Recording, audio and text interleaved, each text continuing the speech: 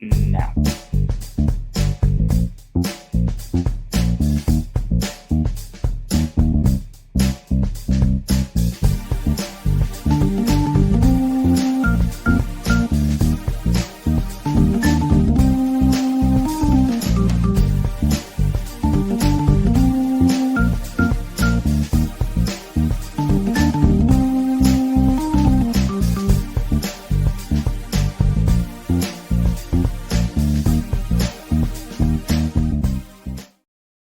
Good morning. Yes, I said morning because we are here up and early today to provide you a very fun segment here today on KitSZN. I'm joined here with Austin as normal and my co-host Fox with what we hope to be a very fun interview here this morning. So as I always want to do, massive shout out to all of our patrons. I don't have them down. Yeah, you'll see them to help us do what we're doing, like this fun interview here today and seeing these lovely faces this morning. So, yeah, y'all, anything before we hop into today's interview? Well, it's good to see y'all again. Long time no see, right? I'm about to say it's been a month. Yeah, a month or so. Short off season, but I mean, what better way to get back into it than with an interview like this? This might be one for the books. I think this is going to be, when this was teased, I was like, okay, we're going to talk to someone, but then actually seeing their credentials and seeing the way that they're talking about it, it's like, oh, okay, this is going to be amazing. Right. I will say I didn't know if Fox you were going to be able to make it, so happy to have you this morning as well. So yeah, I took a sick day just for this. Dedication. So without teasing anymore, I want to introduce our guest here today is Jonathan from MEYBA. Welcome to the show. Thanks for joining us this morning. Thank you, guys. Nice to see you all. Perfect. Yeah, as we said, we are very excited to have you. I've heard a lot about MEYBA. I've loved what they've done this season, but I think a lot of people don't know exactly who you are yet, or if they don't, they should. So if you want to kind of introduce yourself a little bit more and who MEYBA, how they kind of came to be today. Yeah, absolutely. Yeah. So my name's Jonathan. I'm head of global marketing for MEYBA. If you don't know the brand, obviously you guys do. We are a short sort of 2-minute history to our brand is MEYBA was formed actually as a swimwear brand on the beaches of Barcelona in the sort of mid 1940s. So only making swimwear, really famous for being a swimwear brand in Barcelona. So if you were going to school and you had to take your swimming shorts or swimming trunks, your mum wouldn't say, "Don't forget your swimming trunks." She would say, "Don't forget your MEYBAs." It was that much of a sort of brand in Spain and Catalonia especially. And it was two guys who started the brand, and they literally walked into FC Barcelona in 1980 and said, "We're a cool Spanish brand. Please, can we be your kit supplier?" If you know much about FC Barcelona's traditions and kits, they'd never had a branded supplier before then. You know, they only took a shirt sponsor in the sort of mid 2000s, so they had no branding on their shirts at all. But because they were able to connect with these Spanish guys that had this really loved company in Spain, they pretty much signed a 10-year deal there and then on the spot. So from 1982 to 1992, MEYBA was famous for being Barcelona's kit supplier. Outside of Barcelona, there was about 32 different teams in and around Spain and Portugal. The Catalan national team, Valladolid, Real Betis, Atletico Madrid, that all wore MEYBA. But we're famous for being Barcelona's kit supplier. Yeah. If you think in the first season that MEYBA supplied Barcelona, Maradona was playing for Barcelona, and in the last season, and my best sort of fact that I'll give you early on in this podcast is is the last game that Barcelona played in MEYBA was at Wembley in 1992 when they beat Sampdoria 1-0 in the European Cup final, managed by Johan Cruyff. Guardiola was in that team, and it was the first time they've won the European Cup or the Champions League. So that happy coincidence, and actually, if you know, the shirt that they wore that night was an orange shirt that they only ever wore twice that season. So it's a really poetic story, and it cemented our history and heritage within football kit supply and within football itself. You know, we're absolutely loved in Barcelona and across Spain, but that history and heritage with that final game and the sort of who was playing in the first game is amazing. So that's sort of where we come from. That's the foundations of everything we do. I do want to ask something real quick. I just want to make sure I'm confirming. I think, correct me if I'm wrong here, guys.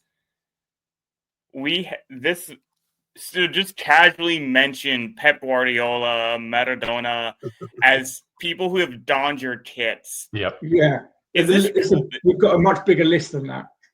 Yeah, and that's like I won't say baseline of the list of people who've worn this. This is clearly, I don't want to phrase it this way, but I kind of want to. Nobody else comes close that we've taught to have had that type of repertoire, that history, that type of heritage associated with their kit. And that is just, before we get into more, that is just straight up baffling and crazy. I can't think of anything like just how casually you did it too. Just like, oh yeah, Maradona, we were at Wembley.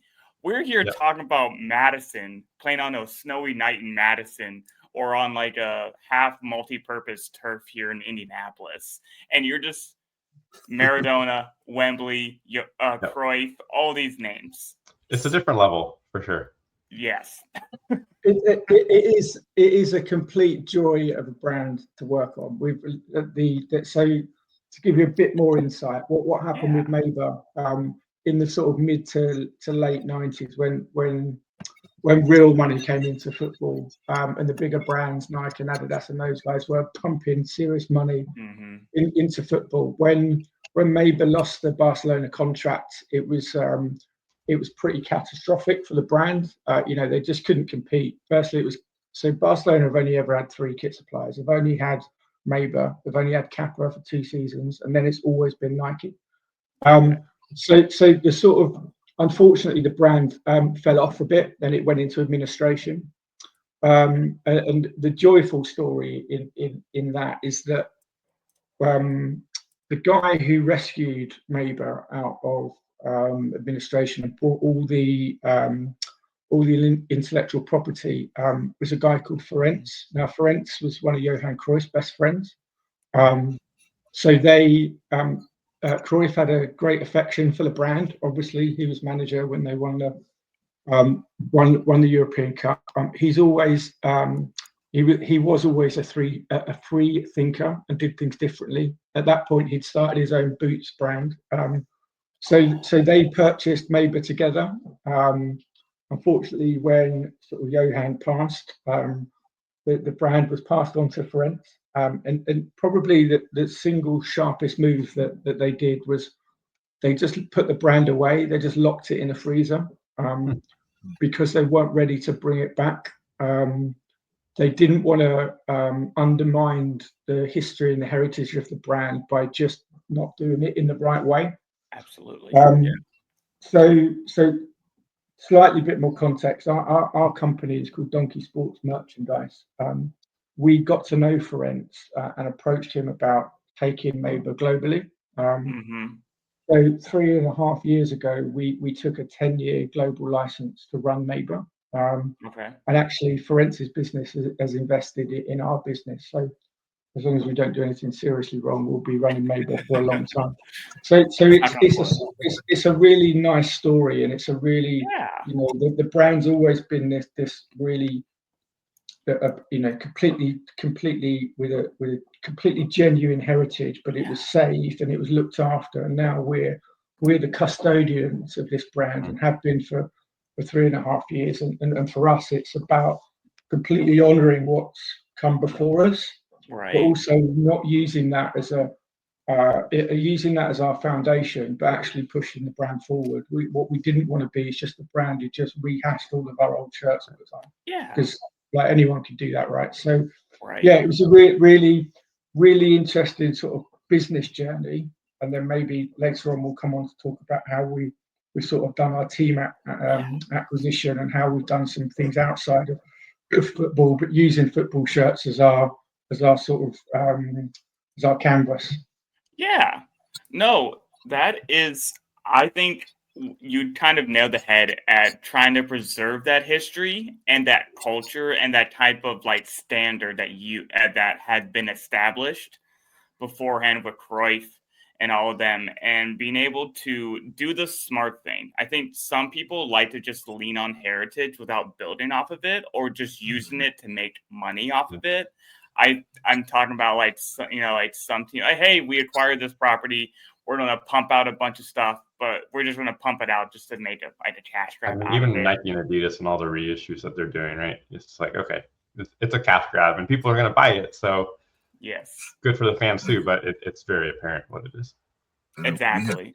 We have teams making fake reissues at this point. Yeah. Yeah. So I love to hear that, because and especially like even with this kit that I'm wearing here today, I can see the attention to detail and also kind of following what that same type of quality that I've heard that made MEYBA famous in the Barcelona era. As I kind of seen that through, and that is important to me, and for a lot of manufacturers that we've talked with here, about being intentional and that attention to detail and that type of culture of kind of being different, being good at what they do, and putting that quality out there that they want to represent their company, right? Yeah.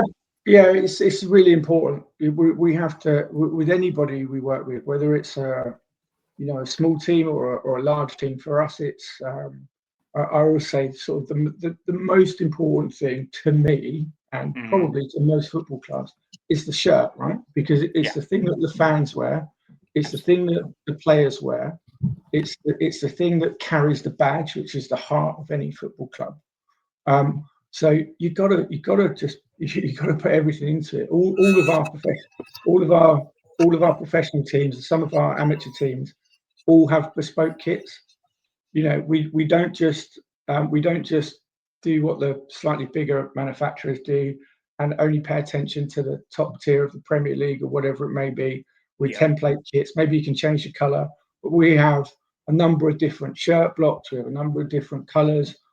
Our designers come from a range of different backgrounds to really understand what goes into a football club, or even a shirt that's not it could be a collaboration shirt we've done with someone.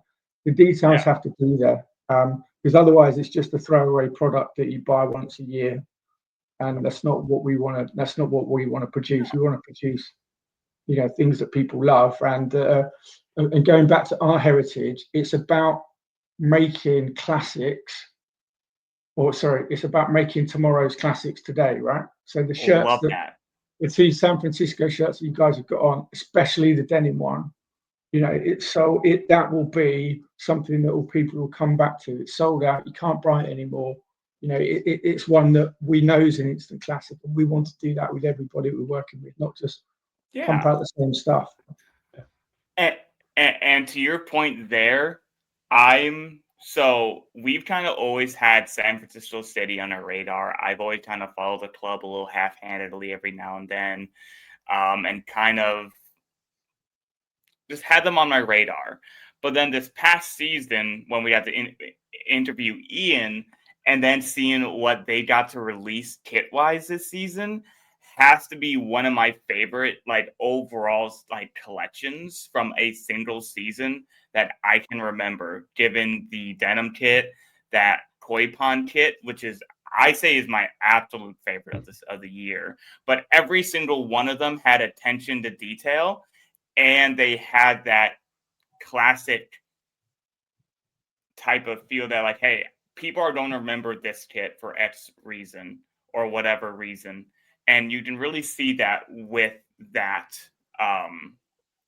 Yeah. team. Yeah, I mean, and with that, so we were, really fortunate to work with Ian in San Francisco. They're a really creative bunch of guys, and the two people that they brought in to help with those shirts. There was Jeremy Novi and on the koi pond, and forgive me, I can't remember the denim designer's name off the top of my head, but it was the San Francisco denim designer, and for us it was, how do we weave a bit of Levi history into it, a bit of, we're really proud to work on the Pride shirt for San Francisco, and to honor what they want to do with their home shirts, and that they are completely three different stories, and that's how we refer to our kit launches as stories.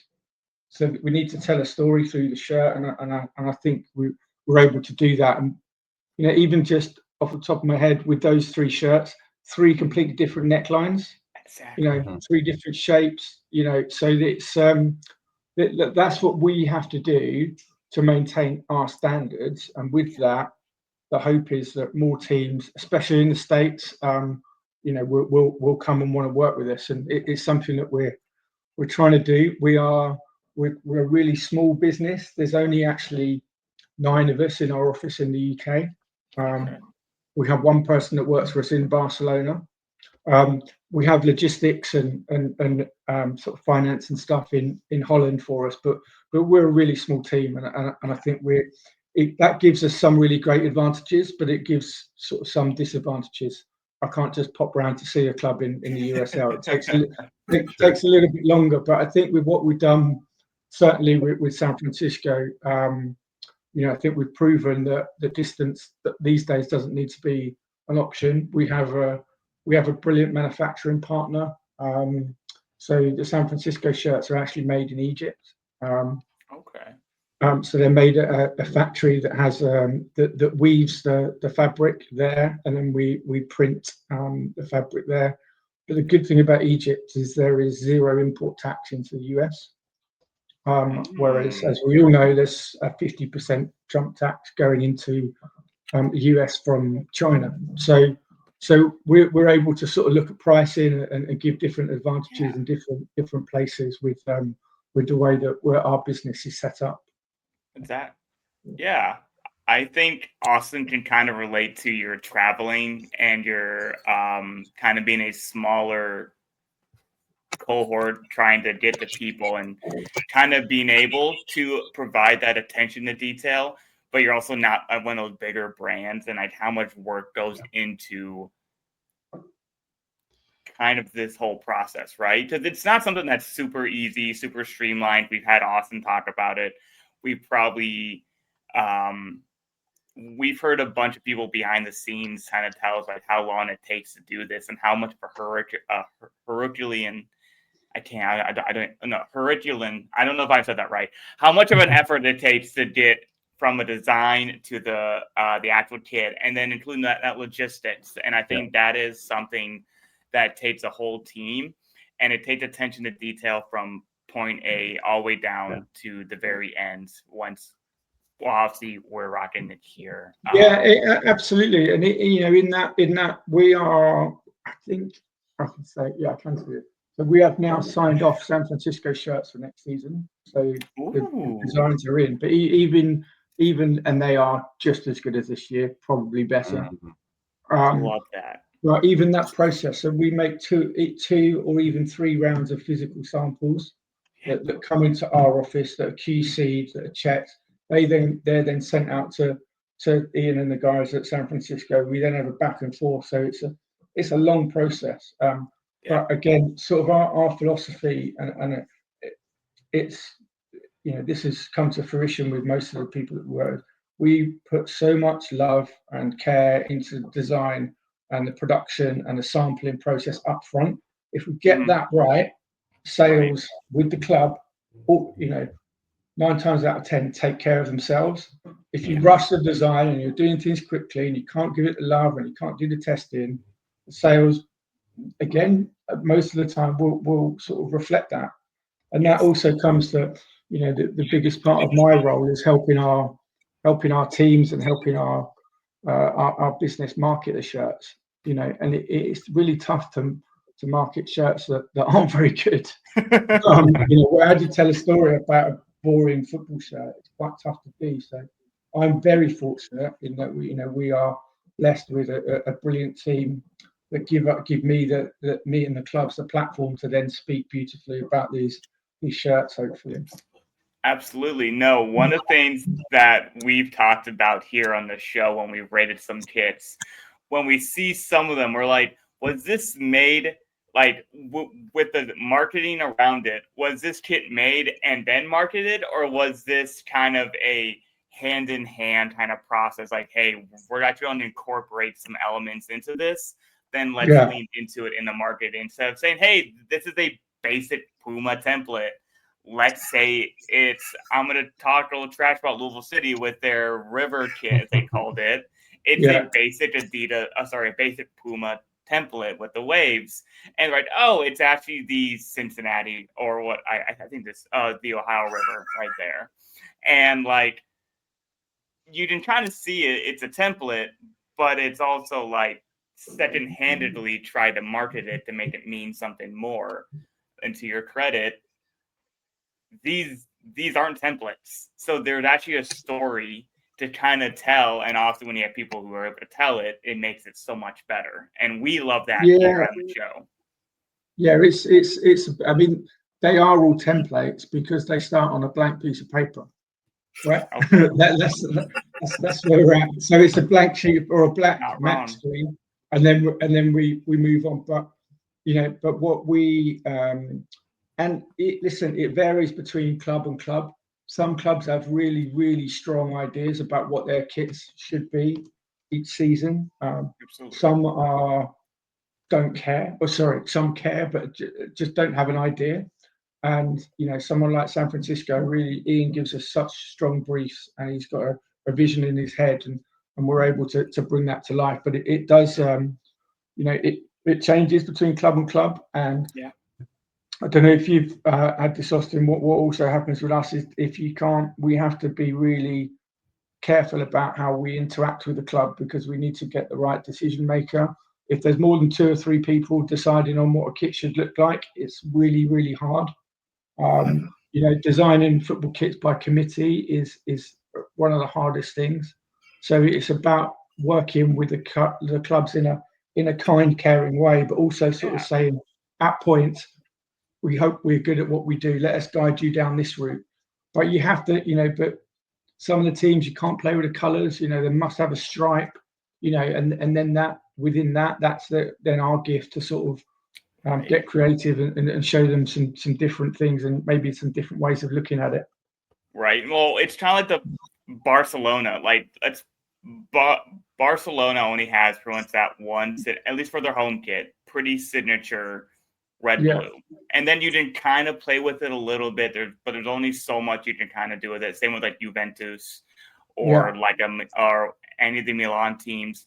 You kind of know what their home kit's always going to be. So I don't want to say you're boxed in, but that also means you have to be even more creative within that certain box that is presented to you, given kind of what you already know, that tradition. What I will say, one of the things that we love here in the United States, we don't have a lot of history historically in terms of across a lot of teams. So when providers and manufacturers are kind of coming in and creating these kits, they're either creating new history or they have essentially a blank canvas to just kind of be like, hey, we don't have history.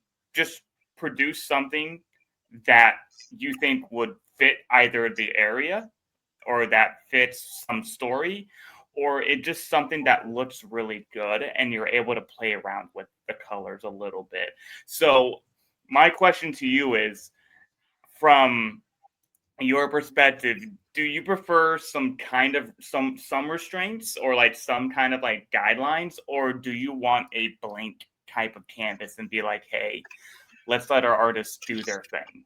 Which would you prefer? I mean, so not to sit on the fence, but I'm going to sit on the fence. I think it needs to be a combination of both, right? Okay. So I think it's, especially in the US, I think it's really, with, for a number of years, the USL has been this might be incredibly offensive, but I'll say it anyway. It's been a bit of a Wild West. It's been a bit of a, Absolutely no right. rules, everybody doing really crazy stuff. Brett at Las Vegas, he was dropping money out of airplanes, all that kind of stuff. So it was a bit of a Wild West playground. But we need to talk about Vegas. I think what the goal for us, right, is that, and I believe, this is probably my personal opinion, whether it's everybody else's, I think a home kit is so important to build traditions of a club.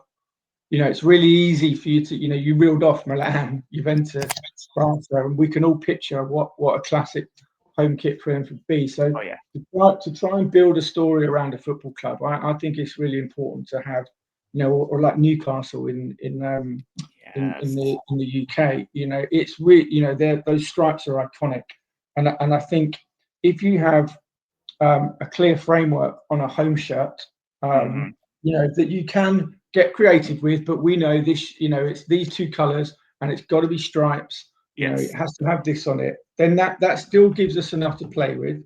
It still gives us things to go off and do. But it's building an identity and a love for the club and the community and everything that goes around it. So I think our sort of ideal thing would be clear guidelines and a framework for home kit. Some teams have that on their away kits as well, but I think that the away and third shirts, they're the time where you can get very creative, and they're the ones that you might draw on history, or you might you might work with a local artist, or it might be a 5th anniversary or a 25th anniversary, or you might want to honor a player or some events happening. I think that it's the away shirt and the third jersey that are your sort of more playground places. They're the times to get fun and get crazy, and actually sometimes you need to work a bit harder on those because they're not seen as much. Like I said, with our Barcelona orange shirt in '92, it was worn twice that season. There was probably only 200 replicas sold, in that time. There was just none out there. So you have to work hard on those shirts that aren't being seen as much, and going back to telling those stories about it gives you an opportunity to tell stories about your city or town or the team itself. Exactly. Yeah, that's actually Fox. I was pointing at you, just how you outlined home kit, kind of more traditional type of look, and then like free for all in the second and third kit. That is everything that we've talked about on this show. Literally in my head, I was like, he watched just the show, right? I've seen one or two, but it's great that we've got the same opinion. To me, it seems quite simple. It seems it seems, and if the simplest ideas are the best sometimes, right? Why mess with a winning formula? Exactly. No, it's kind of like, hey, you're going to a home match. You have everyone wearing essentially almost the same colors. Like, you're all going to be wearing, in this case, black and yellow. Everyone at San Francisco wearing that same color. They're all going to wear that same vibe. Maybe a little different design, but the same vibe. Who cheers on the road? Majority of the away team. The third kits are always the fun kits. Like, it just makes sense, and I'm glad you did that. And I think a lot of teams are starting to get that as well, as the leagues kind of age up a little bit. You're starting to see that happen slowly. Jonathan, you've talked a lot about the intentionality and the care that's put into the design of the kits, and that's something we can all appreciate.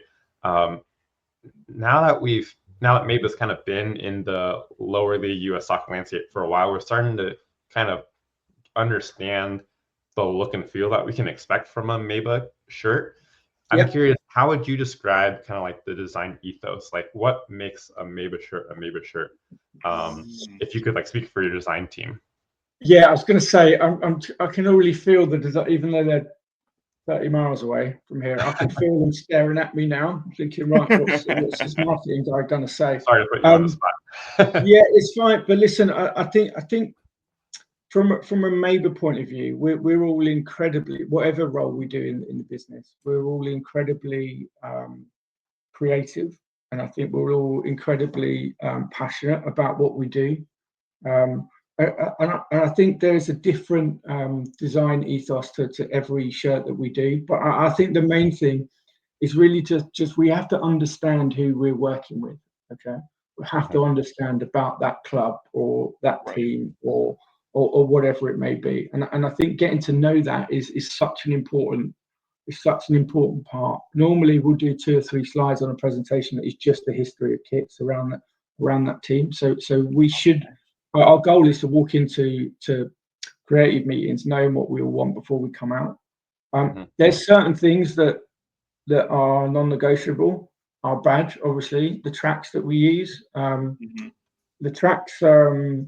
We've next season's kits. We've moved the tracks on some of our shirts, so the track is still on the shirt, but it might not be on the shoulder on some kits. So we've and that's something that MEYBA's done in the past, but for the last 3 years we've only kept it on the shoulder, but we've moved it for next season. So there's things that are non-negotiable that need to be on our shirts, but I think what stands us apart is we see every shirt individually. We don't have an option of just dropping a template shirt in and then just colouring it up. Right. So we really have to understand who we're working with, and I think it's also a skill of our design team to be able to chat to the creative people at the clubs and translate that into something special. I think I suppose the question is if you took our badges off some of our shirts, would you know that they're MEYBA shirts? Some of them, yes, I think, and some of them, no. But I think that's probably right for all kit manufacturers. But what I will say is, what's non-negotiable?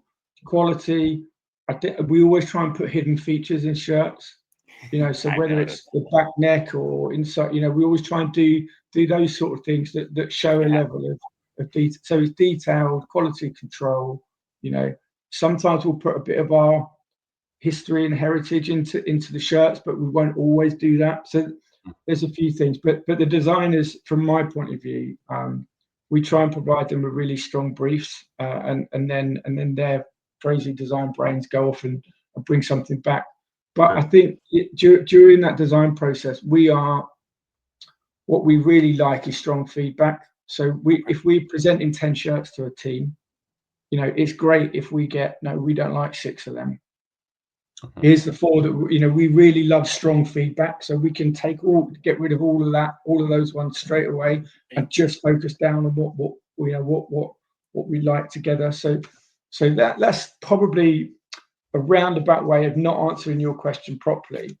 But I think it's just understanding who we're working with gives the designers the ability to go off and do their thing, and I think you'll see with San Francisco next season, and you'll see with our Guyana international team next season, the longer you work with the club, the more we should sort of find out about them, and you can then tell a story between last season's home kit and this season's home kit. Is there a tie between the two? And all those things. So it's just an ongoing creative process, and we're lucky enough to be small enough and agile enough to talk to our teams like that. Well, I would say credit to your design team. Using San Francisco City again as an example, taking the badge and the tracks off of the kits that Brett and Fox are wearing, as well as the Pride kit. I think I can't put my finger on it, but there is something there that you can tell, okay, this is not a Hummel kit. It's not any other. You can tell it's MEYBA. So, you've, I think, your design team has established a certain look enough now that we've seen enough of them that, again, I can't quite put it into words, but there's something there. And that's great. I mean, I agree with you completely. It's tough to put into.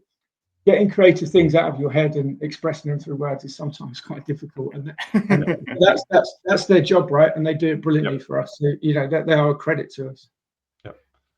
One thing I'll say, like, if you took the badge off of a MEYBA jersey, I can still tell by the quality, like when you're actually touching it and everything like that. When the collars and the cuffs, I can always tell, like, okay, that's clearly a MEYBA kit, because like they're more of a almost a cotton like cloth. Yeah. They're really ribbed on that one that you've got. Yeah, so that's a ribbed cotton collar and cuff on those. Yeah. Okay. So like I could feel like just the quality that you're getting, like you can feel the difference between like this or like a template, not a template, but like replica Nike or replica Adidas and all those, like you can just feel the difference. Like what the fan gets from a kit from a team, I feel like is a much better quality than the fan kits from some of the bigger companies. Yeah, and that's great to hear. But yeah, I'm not sure if it's the same in the States, but here, so shoot me down if you want me to. I'm an Arsenal fan. There are two Arsenal kits you can buy, right? You can buy the Pro kit, which is what the players wear, which is 130 quid. Yeah.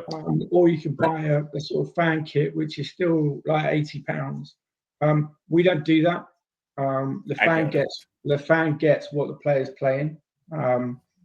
You know, it's an interesting revenue model, but with the teams that we're working with, we're not in a position to be able to, or probably the clubs as well aren't in a position to be able to charge that sort of money for a shirt. And my philosophy is, why would you give the fans something different? I wear football kits to play football in, so I want the same technical specification as someone on a pitch, right? Right. No, it's for me, in the States it's authentic and replica kits instead of pro and fan.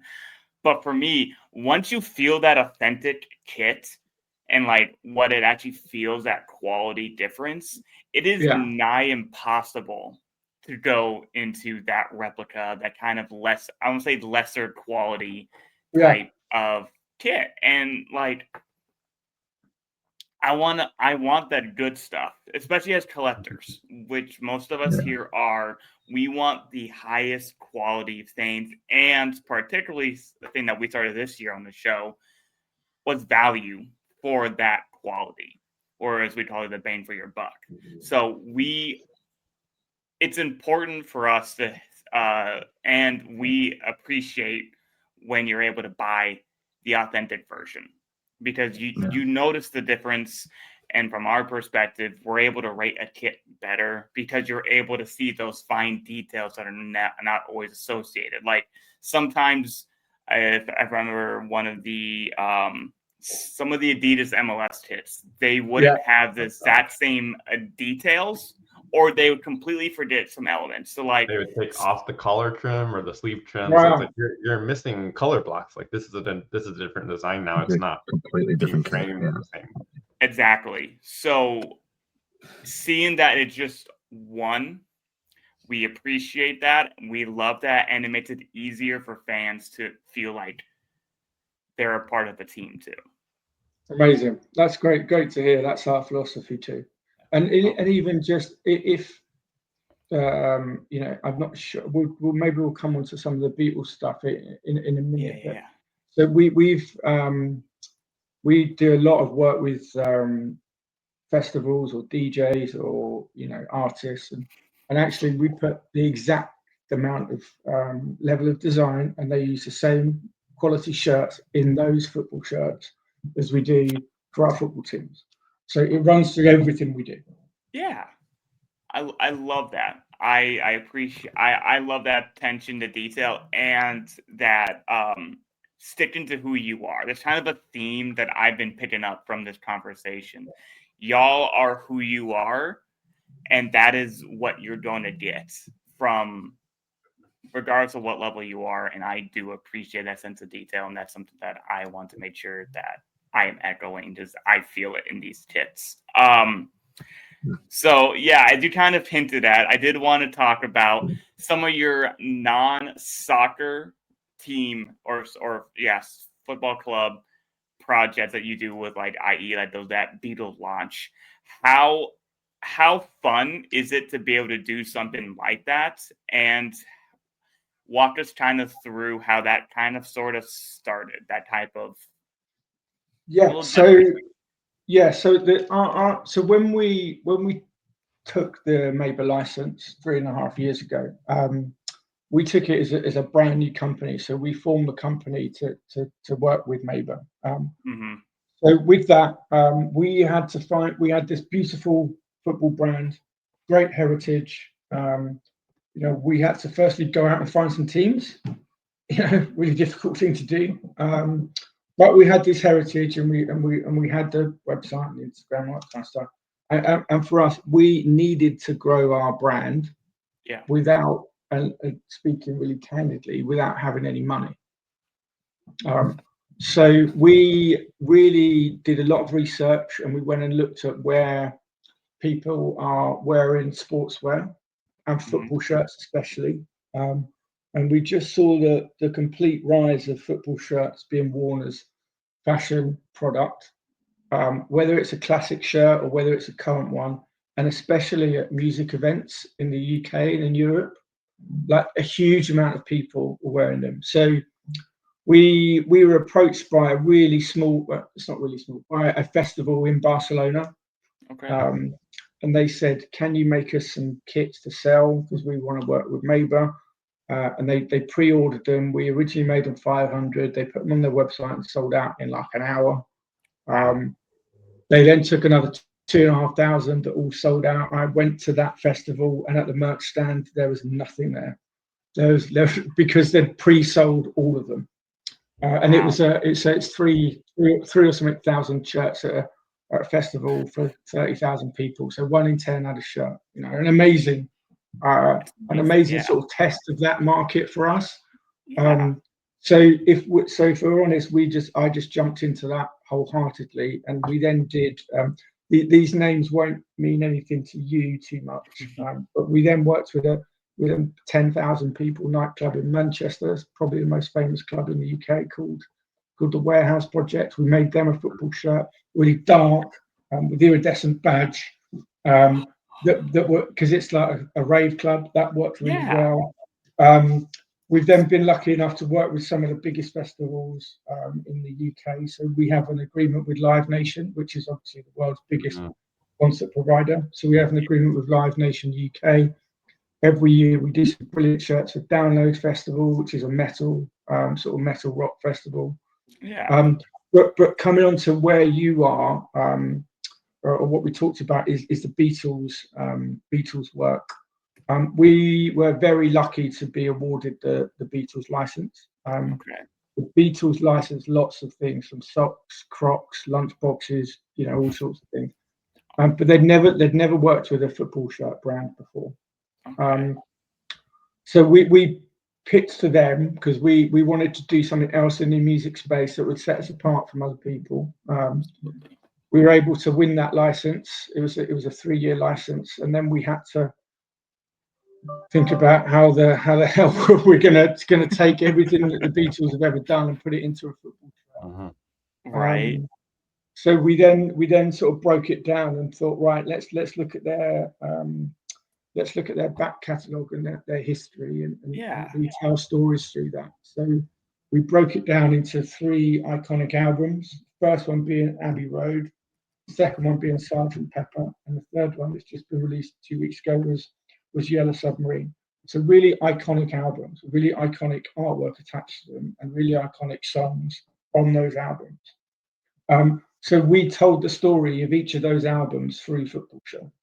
To go to your question, the process about how you design with the Beatles, it's amazing, but also very challenging.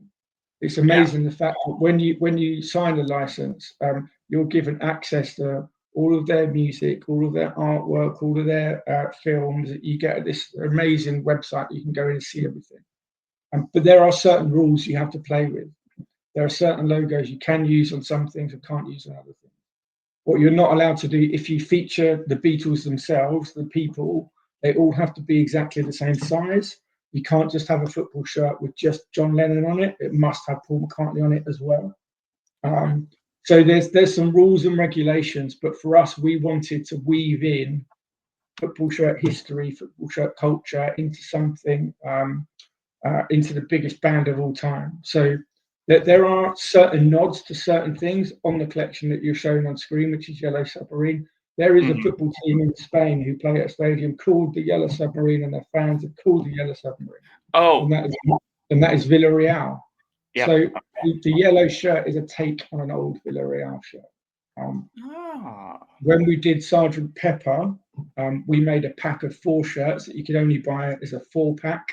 And we took 2 Everton shirts of old and 2 Liverpool shirts of old. Obviously, that's where the Beatles are from, Liverpool. And we sort of played with some historic shirts and took elements of those as a homage to those shirts from those teams. So it's a tremendous canvas to work on.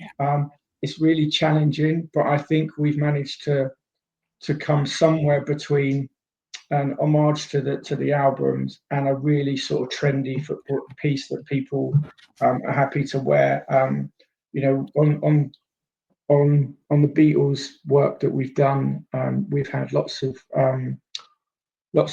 high-profile people retweet about them. We've had lots of people wear them. We get asked all the time about them. So it's definitely been a really fun journey. That journey is on pause now. We feel like we've done 3. We've done one a year basically for 3 years. So we pause that for the moment. We still have options to work with them again, but for us, it's probably the right time to move on. It's let's move on. And is there another band or another artist or another DJ that we can do stuff with? And we're always looking for. They don't have to be the biggest band in the world, but they could, or the biggest DJ. But someone who's got a genuine link to football, someone who's got some love of football shirts behind them. There's a great girl DJ from San Francisco called Zealand. She does parties with, she's worn our San Francisco shirts in the past. She's really cool. So working with people like that to wear our shirts, or we make shirts for them, it's a really nice way to get our football shirts out there in a different way. It's really interesting as well. There's a big festival in San Francisco called Portola. Some of the DJs are wearing that shirt at Portola Festival. So all of those things that we try and it was a way for us to express our creativity without needing to go and get more teams. But we are on a sort of acquisition thrust at the moment to get more teams. We'll be announcing a significant London team in the next 2 months probably. We have pitches in with teams globally. We've got Guyana as our first international team. Hopefully we'll land some more international teams. But what we have to do is grow steadily. So when we took over the business, we couldn't just go and get a Premier League team, or we couldn't go and get a team in the top tier in Spain, or obviously MLS is locked in by Adidas. But for us, we want to grow organically, and we want to take the teams that we're able to get contracts with, do an amazing job for them, keep them on as well, but then use those guys as a springboard to get new teams and more interesting contracts, and do things slightly differently. Well, unlike Castore comes to mind in terms of very much pay to play. They came in and right away they wanted to land some of the top brands out there, and they've had issues as a result. So when you can build and people come to you for your merits, that's going to result in a lot. It's nice to have people approach us. In the first year, we're approaching everybody. It's funny, this looks, and clearly, and obviously there's obvious reasons why, unless you're really in and working football shirts, lots of people don't know who MEYBA are still, and that's great. But as soon as we can tell the story, and as soon as we show a couple of pictures, everything falls into place. That's who that was. And then we're sort of off and running, and then the conversation can start. But if it's just a word MEYBA, we need to tell the story. But we're lucky in the brand that you mentioned. We don't have to invent a history. We don't have to invent a heritage. We have it, and it means so much. We're very, very lucky to have such a great history and heritage. Does that Absolutely. growth strategy change at all in the US in terms of how you pitch to, for example, a USL one team compared to, you know, that team in London that you're about to announce? Do you have to kind of tailor those pitches differently? I guess the answer is probably yes. I guess how would you tailor those pitches differently, knowing Yeah, I mean, in the US is a lot different? there'd be part of our pitch that would remain. There'd be two parts of our conversation that would remain the same, and that would be our history and our heritage remains the Right. same. The design process and the love that we would show and the level of service and commitment would stay the same, whether it's a USL team or whether it's a lower league team in the UK or one in Spain. That stays the same. What changes is the commercial aspects of the contract. Obviously I can't go into too much detail about that, but there are different market forces in different countries, and there are different number of shirt sales across across different leagues, and even within the same leagues. We might need to circle back to this afterwards, but we're also lucky as a business that we have a really strong sales team and a global list of partners that sell MEYBA product. So when we sign a team like San Francisco, it's sold by the club in the States, but we also sell it to shirt sellers in Europe. So we're able to bring another revenue stream to those teams in the States that they might not get with another brand. So Smart. But then some clubs in the UK, for example, they will be the sole point of retail. They don't want anyone else to sell it. So the commercial aspects of the contracts are the things that change, and that changes wildly between clubs in the same leagues in the UK and in the States. It's how their commercial teams are set up. Some clubs look after their own retail, meaning that they buy all their stock, they employ the staff, they own the shops, and other clubs sublet that out to other businesses. Some kit suppliers do that for teams. So it's the commercial aspects of the contract that would change. But probably it's important for me to get across is that love for football kits and our heritage remains the same, whether you're in the States, whether you're in Germany or Spain or the UK. Important. I love that. Yeah, just like some brands, I feel when they come to specifically the USL, being that it is a second tier, which is kind of a gap-ish between MLS and USL in terms of just attention, whatever you want to call it.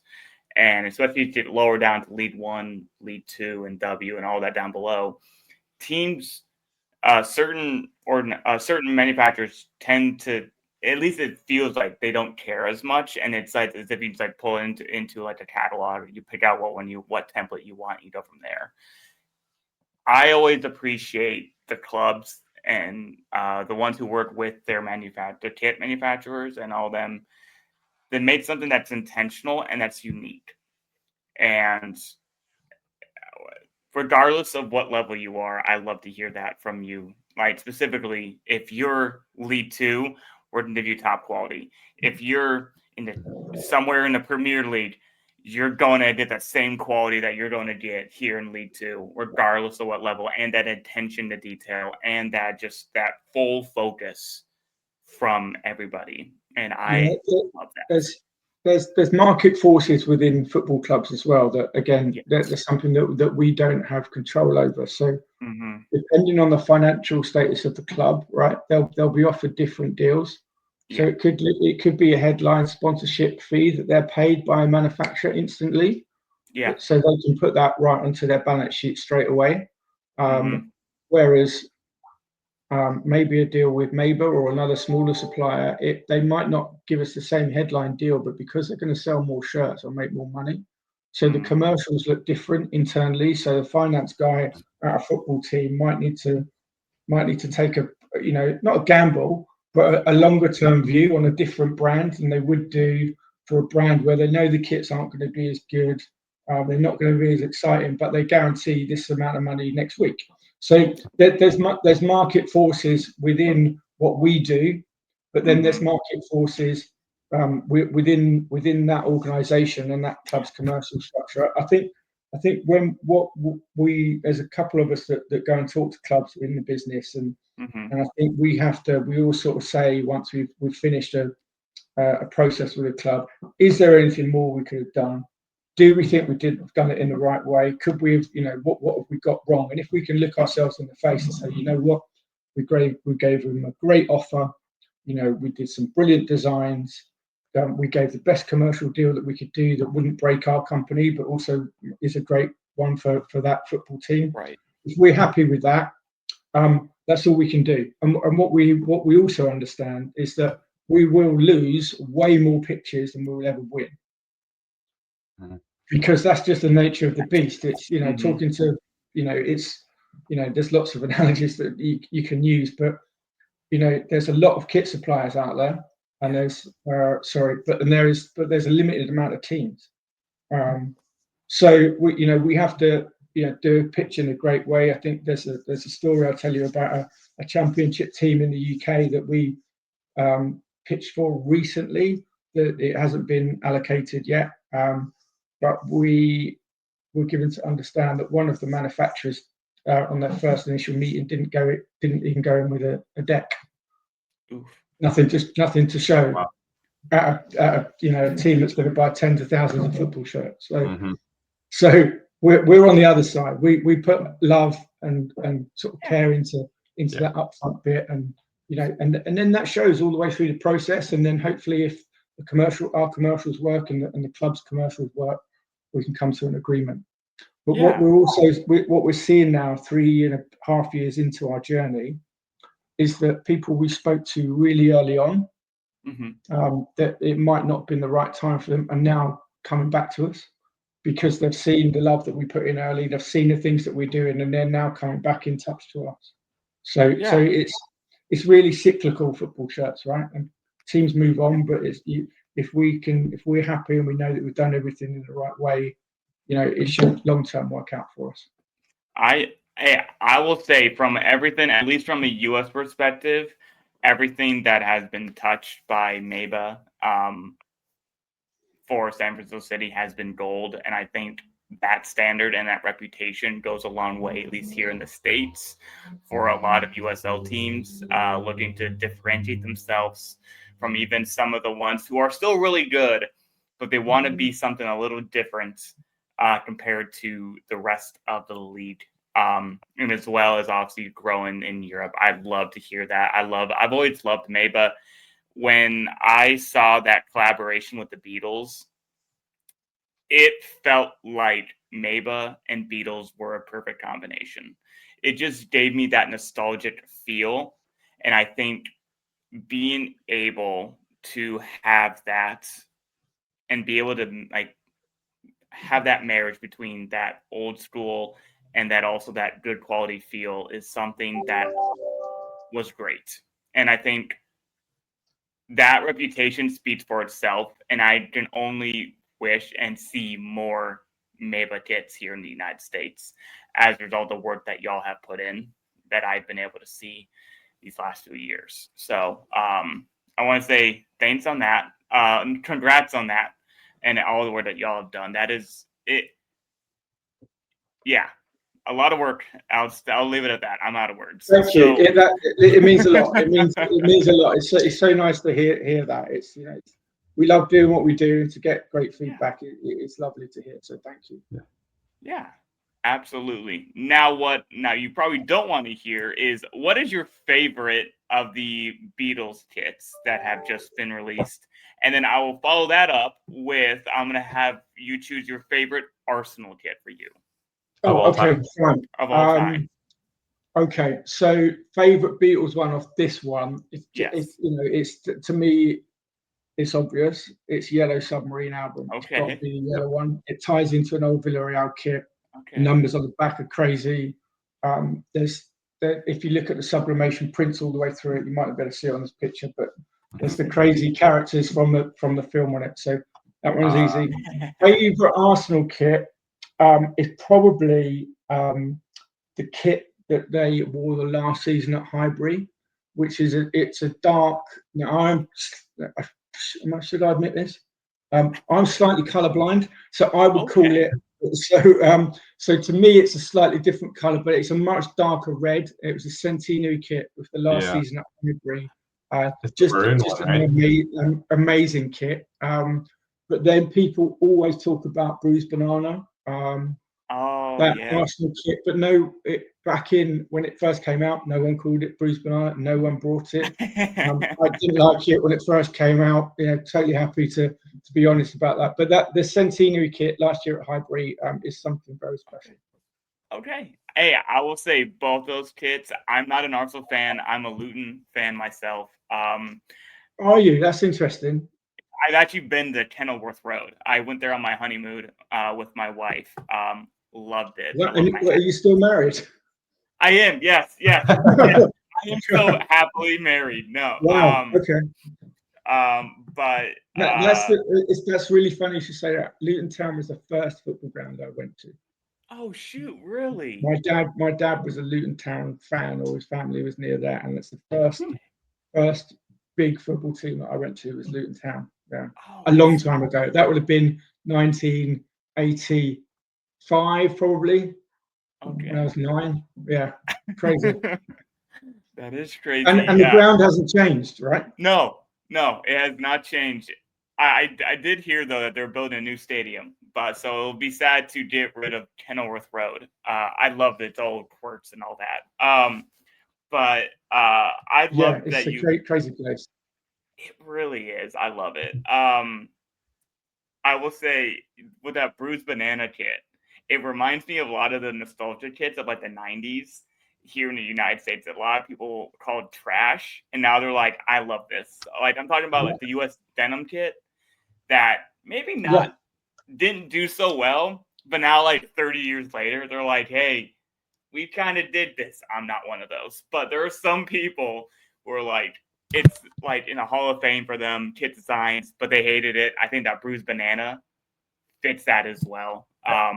Absolutely. I mean, you're seeing that in other sports too. In basketball, right? A lot of NBA teams now are adopting the jerseys from the 90s that people hated at the time, but they've become so nostalgic. I think people are seeing them with, rose tinted glasses. It's like, oh no, like that era was amazing, and now that's their full-time identity. So we're definitely, in terms of like the pendulum of modern and retro, we're still very much in a throwback friendly phase right now, I think. Yeah. So I wanted to get one last question out of you, Jonathan. It's been an absolute pleasure to chat with you here today with us. Is there anything that you have not said yet that you wanted to speak about MEYBA, any sort of current project, anything upcoming, whatever have you? Anything else you wanted to talk about or mention? The floor is yours. Okay, so the message is, listen, we've got some really amazing teams coming. Next season's kits are insane, especially for San Francisco, but even for our teams in the UK and our teams in Spain. The shirts are really good. We signed a new team in Spain this year, Ibiza. Ibiza's clearly known for being a sort of party island. The shirt that we have with those guys is sponsored by one of the biggest nightclubs, which is Pasha. They've got some crazy shirts for next year too. But all of the teams, I feel like we've moved them on. And we're going from strength to strength on that side of the business. The music stuff we're doing, we've signed off lots of shirts already for some UK record companies and some festivals. Hopefully we're working with some festivals in the States around San Francisco as well. But probably one thing I haven't mentioned that you guys won't know about that I can mention is in April 2026, we will be launching a fashion collaboration. And it's a fashion collaboration with the English brand Fred Perry. Now, if you know who Fred Perry are, they're a famous, very famous old tennis brand in the UK, but really it's morphed into a fashion brand, really famous for their polo shirts. So we have created a 7-piece capsule collection with Fred Perry that will go into over 100 plus Fred Perry stores worldwide into big stores like Selfridges in London. And that's it's what it's done. It's taken that terrace to catwalk culture and infused MEYBA essence with Fred Perry polo shirt DNA and tracksuit top DNA to create a very special coming together between two really great sportswear brands. So that's something that launches in April. We're tremendously excited about that. Yeah, so that's it's not a shirt for a football team. It's not a shirt for a music event. It's a fashion collaboration. That lots of people are doing at the moment, but it's really different and it's very striking. Yeah, and it's very MEYBA and it's very, very, very Fred Perry. So basically, when you wear a MEYBA kit, you're also wearing fashion. Is basically what I'm hearing. Like it's actually fashion and not just something that you can run around and be athletic. It's also fashion. Absolutely. There you go. That's my sales pitch for that. You'll have to wait till April to find out what it looks like. Well, perfect. Austin, anything else for our guest here? I don't have anything else. I've done a lot of talking, so I think I can speak for all of us when I say we're excited to see what's going to be rolling out in 2026. You mentioned London clubs, obviously the new kits for SF City. So yeah, we can't wait to see what your team has been hard at work on for so long, and then finally seeing the fruits of your labor. Mm-hmm. All right. So, anything from you, Fox, as we wrap up? I just wanted to say, like, I really appreciate you, taking the time to talk to some Americans about some, football love, and we really appreciate the work that you're doing, and it's really cool that you came out to talk to us. It's an absolute pleasure, and listen, happy to do it whenever you guys want. Maybe we could do a joint one with Ian when we drop the kits. I won't be against that. I am down for that. I've been needing to reach out to Ian so I can make sure we can get that up again, because he was such a fun person to chat with. So yeah, we will definitely be in touch about that. That would be really cool. So that's all here from the show. I really do appreciate, I know it's early for us here on the East, here in the States, here at 9 a.m. I'm used to 9 p.m. shows. I appreciate everyone tuning in. Hopefully we can do some more fun stuff with this, and hopefully future conversations with Jonathan and Ian from San Francisco City. So thank you so much. And hopefully we'll see y'all here in a few months, maybe, when the season actually starts kicking up here for USL. Thank you. And see y'all.